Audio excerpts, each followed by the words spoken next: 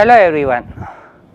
So today in this lecture we will continue from the previous lecture where I have introduced you two particular iterative schemes. One is called Jacobi method and another one Gauss-Seidel method. It has been seen that Gauss-Seidel method converges to true solution is less number of iterations when compared to the Jacobi method. However, there are many problems where these two schemes do not converge at all. In this lecture, we will learn a more generalized scheme called successive over relaxation or SOR scheme. Finally, we will discuss the conditions under which these schemes converge. So, consider an iterative scheme for a n by n linear system x equals to b of this form. So, it is something d plus omega l x k plus 1 equals to minus 1 minus omega l plus u x k plus b. If I put omega equals to 0, what will happen? This particular scheme will convert into the Jacobi scheme. So, it will become d times x k plus 1 and so on. In the right hand side it will be minus l plus u x k plus b. If I take omega equals to 1, this scheme becomes the Gauss-Seidel method. For omega equals to 0.5, we have a method that lies between somewhere Jacobi and Gauss-Seidel. If omega is greater than 1, we have a method that goes beyond the Gauss-Seidel method. This particular thing, when omega is greater than 1, takes us into the realm of over relaxation, and for certain problems it turns out to be highly effective in terms of convergence. If I take this particular scheme, which is Jacobi for omega equals to 0 and Gauss-Seidel for omega equals to 1, can we convert this particular scheme in such a way that the matrices on the left hand and right hand sides are lower and upper triangular respectively? If we will be able to do it, what will happen? We can do this over relaxation method in such a way that we can update few of the unknown parameters or unknown variables by their updates from the current iteration itself, like we have done in Gauss-Seidel method. This type of iterative method is known as successive over relaxation. So, let me drive this particular scheme, that is SOR method. So, in short we say it SOR method, which is for successive over relaxation. So, as you know, we will start with a linear system x equals to b, where A is n by n coefficient matrix, x is n by 1 unknown variable vector, and b is right hand side column vector of size n. I will write it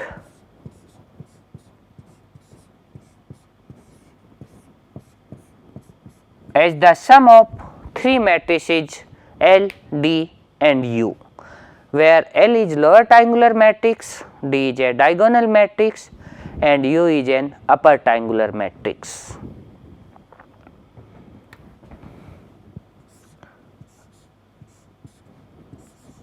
I can write this equation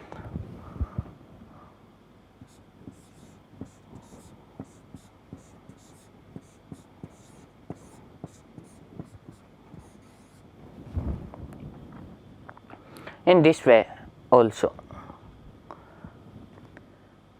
So, what is happening? I can write it L plus alpha D into x equals to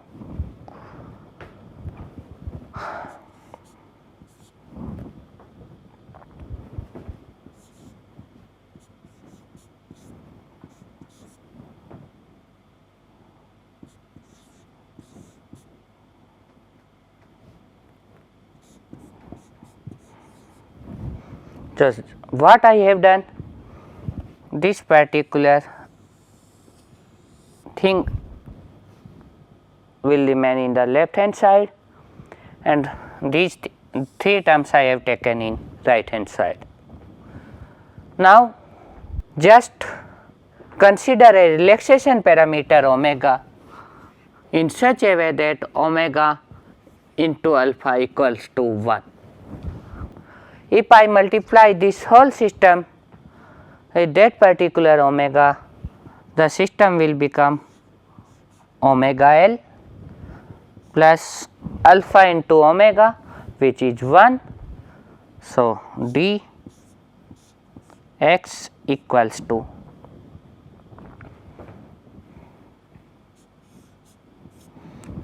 again alpha into omega will become 1 minus omega d minus omega u x plus omega b. Here omega is a scalar, as I told you, it is a relaxation parameter. Again,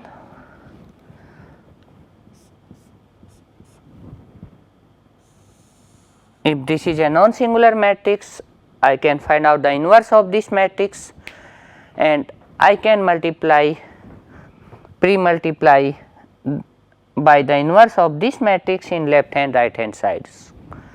So, if I will do it, what will happen?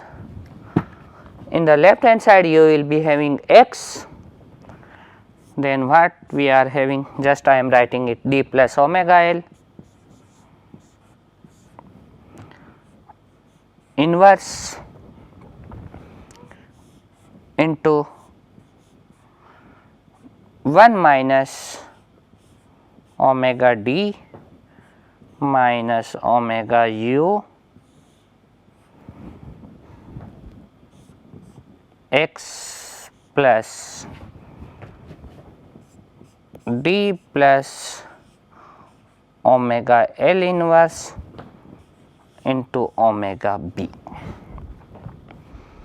Now, you can see it is in the abstract form of an iterative scheme and I can write here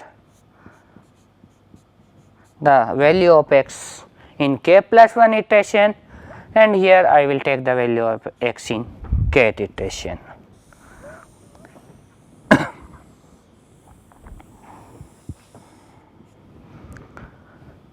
So, this is called the successive over relaxation iterative scheme. Here the iteration matrix P is given by d plus omega L inverse into 1 minus omega d minus omega u, while the column vector q is given by omega into d plus omega L inverse into b.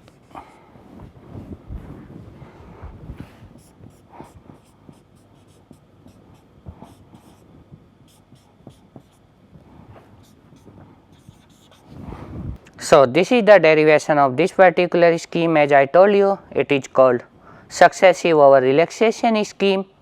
If omega is between 0 to 1, omega is called the relaxation parameter. If omega is greater than 1, we say it over relaxation. If omega is less than 1, we say it under relaxation. The successive over relaxation scheme converges for the following value of omega.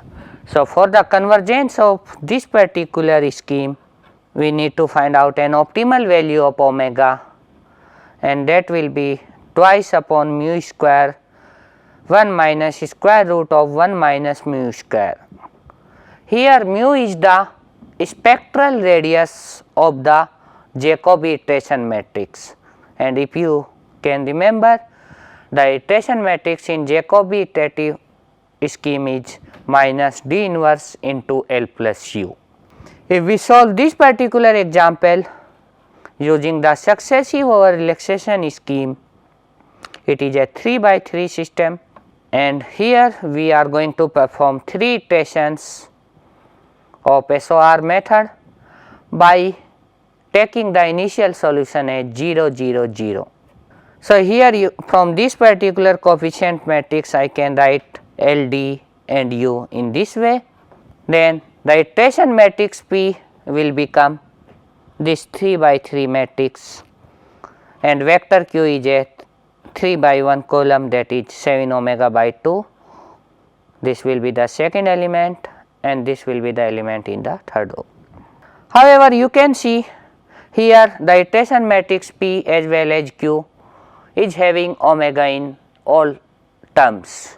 So, what we need to do? We need to find out the optimal value of the omega from the by using the spectral radius of the Jacobi iteration matrix, and if I use it, the Jacobi iteration scheme matrix for this particular scheme comes out to be this 3 by 3 matrix. If I calculate the eigenvalues of this matrix, eigenvalues are 0, 1 by root 2 and minus 1 by root 2.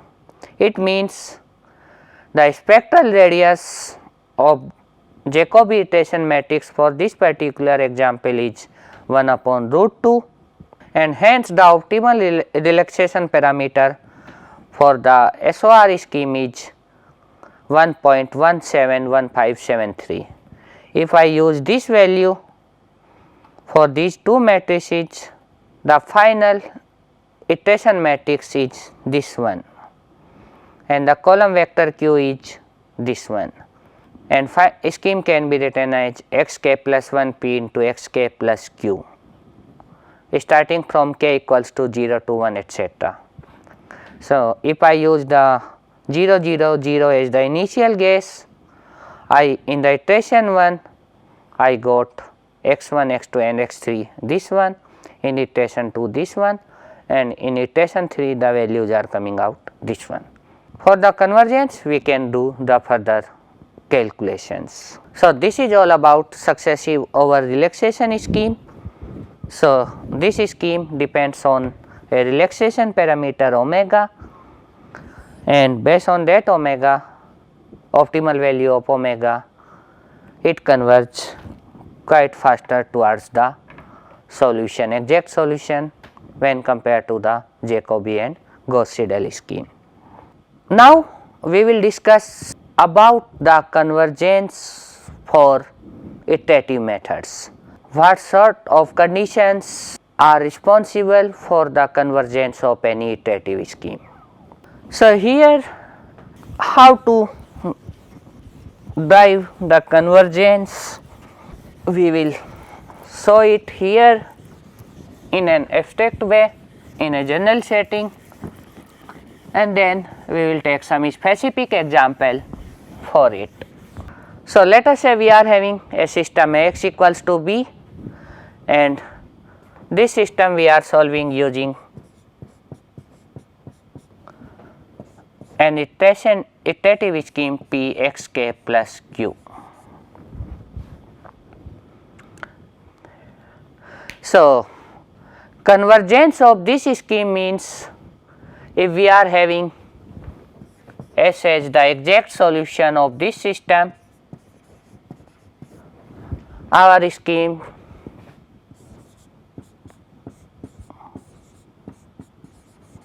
can be written as like this for the convergence.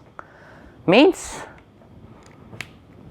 after a finite number of iterations I got this S, and further if I use this S in subsequent iterations, there is no change in the solution because it is the exact solution.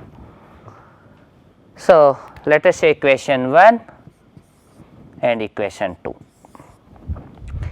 If I subtract the equation 2 from the equation 1, I can write it xk plus 1 minus s as the left hand side, and in the right hand side it will be p xk minus s q will be cancelled out. Now, if I denote that ei be the error in ith iteration, so error will be the difference between the value of x in that particular iteration and the exact solution. So, it will be something like xi minus s. So, this system I can write in terms of error. The error in k plus 1 iteration equals to p times error in kth iteration.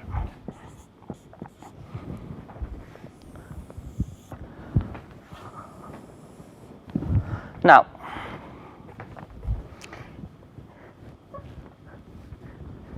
if I use the norm on this equation, I can write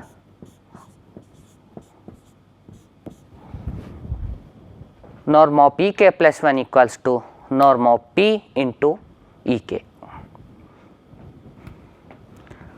As we know that norm of AB will be always less than equals to norm of A into norm of P. So, I can write it the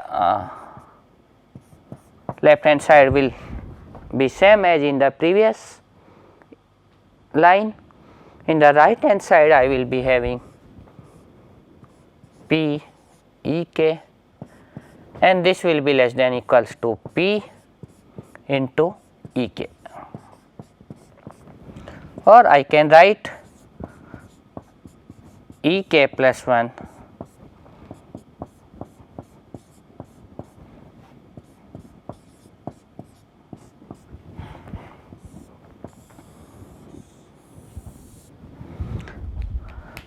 Now, this particular equation tells us about the convergence of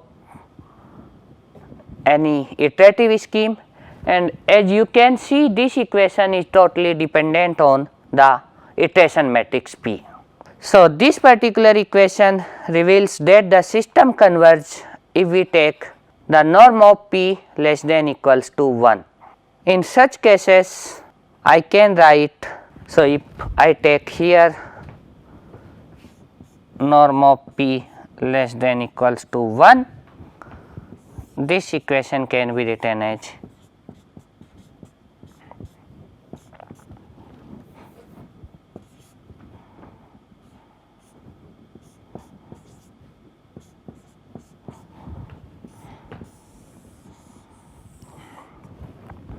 it means error is reducing in each iteration.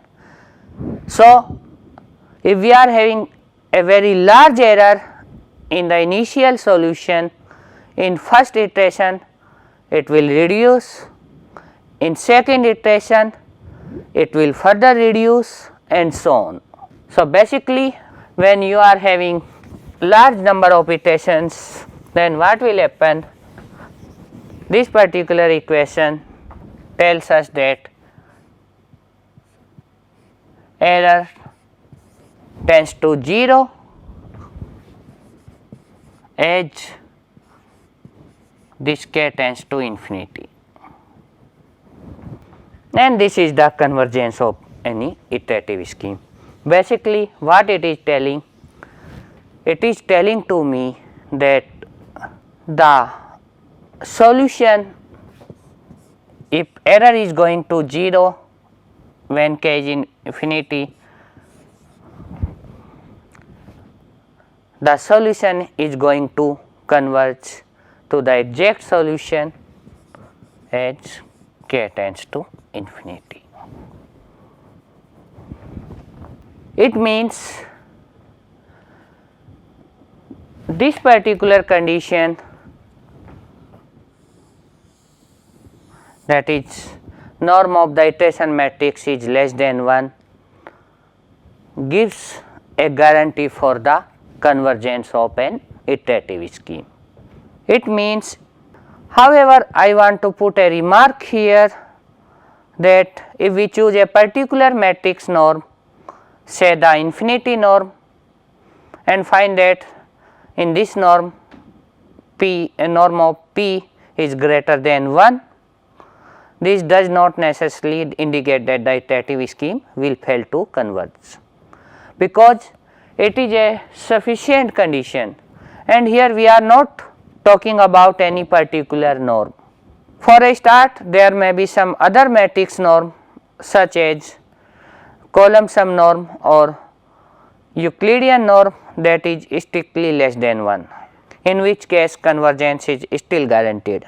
So, in any case the condition norm of P less than 1 is only a sufficient condition for the convergence, not a necessary one.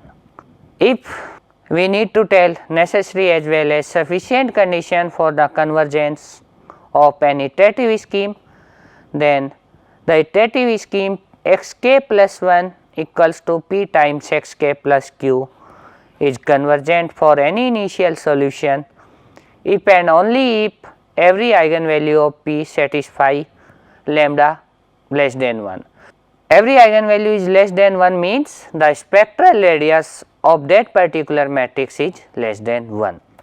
Here we have established a condition on the iteration matrix, and as you know, original problem is given in the form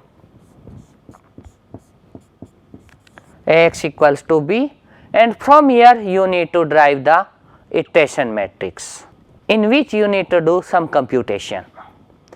Can we have some condition on A itself which reveals about the convergence of the scheme, that this particular system will converge in case of any iteration scheme? So, yes, we are having such a condition on A. If A has the diagonally dominant property, then the Jacobi as well as Gauss-Seidel method are both certain to converge.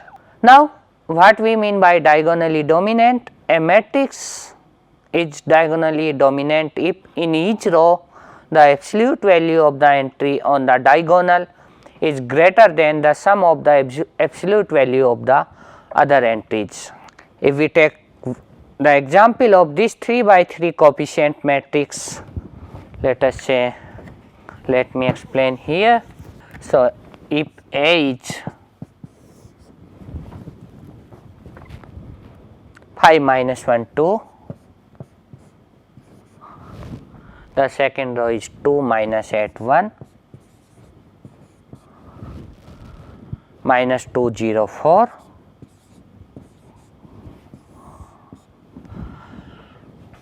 then what you can say about the solution of this system x equals to b for any right hand side vector b using Jacobi or Gauss-Seidel method. Whether Jacobi or Gauss-Seidel method will converge to the true solution for any right hand side vector b and for any initial solution. Yes, I can say yes, because you can see the matrix A is strictly diagonally dominant. Here you can see this 5 is greater than 1 plus 2, that is coming from the first row. In the second row, the absolute value of minus 8 is 8, 8 is greater than 2 plus 1, and in the third row the diagonal element 4 is greater than 2 plus 0, where 2 is the absolute value of minus 2. Since the matrix is diagonally dominant, hence Jacobi as well as Gauss-Seidel method will converge for any initial solution when you are using this method, when you are solving this particular problem. Moreover, if you see the iteration matrix and Jacobi iteration matrix for this particular problem, it is coming out like this, and here the norm is absolute row sum norm is 0.8 and column sum norm is 0.75. If you consider this example, this is the coefficient matrix, and if someone asks you that what can you comment about the convergence of Jacobi iterative method in this case, then in this form the matrix is not diagonally dominant, and since you can see 2 is less than 4. However, if I interchange first and third equation of this system convert into the previous system, and the coefficient matrix will become the diagonally dominant, and hence the Jacobi scheme will converge for this system. Now consider one more example. This is the coefficient matrix, and here in this coefficient matrix we can see that the matrix is not strictly diagonally dominant, because from the first row 4 equals to 2 plus 2. Hence, we cannot comment anything about the convergence of Jacobi iterative method for this particular problem from the property of diagonally dominant. So, what we need to do? We need to find out the iteration matrix. So, iteration matrix in case of Jacobi method will be like this, and here you can check see that the row sum norm is 1 as well as column sum norm is 1. Hence, the condition that row sum norm is less than 1 or column sum norm is less than 1 fails here, as well as we cannot comment anything from the diagonally dominant property. But if you calculate the Euclidean norm or Frobenius norm, it is coming out to be 0.901, and as I told you, if one norm is coming greater than 1 of the iteration matrix, it does not mean that the method will not converge. You need to find out a norm which is less than 1, and here we are able to find out Frobenius norm which is having value 0.901, and hence convergence is guaranteed for this particular problem. So, in this lecture we talk about successive over relaxation method, and then in the later part of the lecture we discuss few conditions about the convergence of iterative schemes. There we found that if any norm of the iteration matrix is less than 1, then the scheme will converge. Moreover, we have seen that if the coefficient matrix of the system X equals to B is diagonally dominant, then Jacobi as well as Gauss-Seidel method will converge for any initial solution and right hand side vector B. So, this is all about iterative schemes, and the end of this particular unit, that is linear system of equations. Here we learn two categories of method, one is direct method, another one is iterative method. In the next class we will discuss method for solving nonlinear systems, or first we will start with nonlinear equation, a single nonlinear equation, and then we will also learn that how to solve nonlinear system of equations, system of nonlinear equations. Thank you.